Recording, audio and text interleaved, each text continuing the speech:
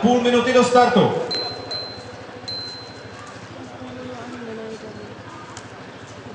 Kdyby se někdo postavil doprostřed. Cože? Kdyby se někdo postavil doprostřed, to bylo...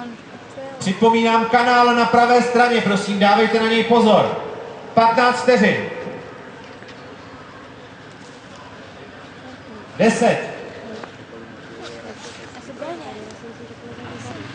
5, 4, 3, 2, 1 a odstartováno! Takže prosím pozor na kanál a hlavně dobře dojeďte. Užijte si dnešní sluneční den v tuto chvíli.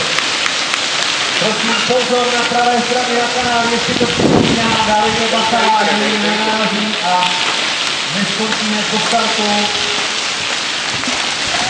Koukej, jestli uvidíš tátu. Prosím pozor na kanál na pravé straně.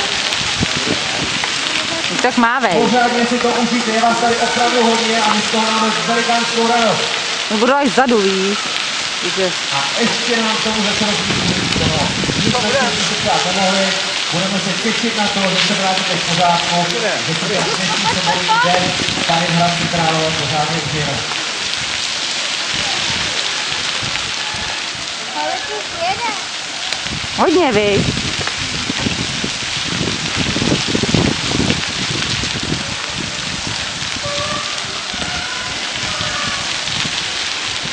Teď už by měli někdy jet. Byli na konci. Tady už jsou. Kde? Tady, hele. Tam je Bóra a táta.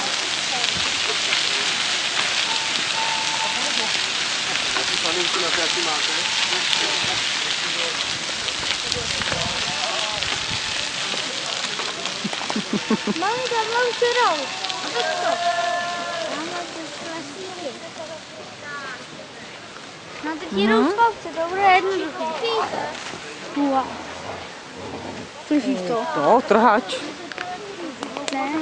Ahoj, počkej. To je moje bunda. No tam brod hned, tak doufám, že se nevymáchají. Tak to je blbé. Jedeme.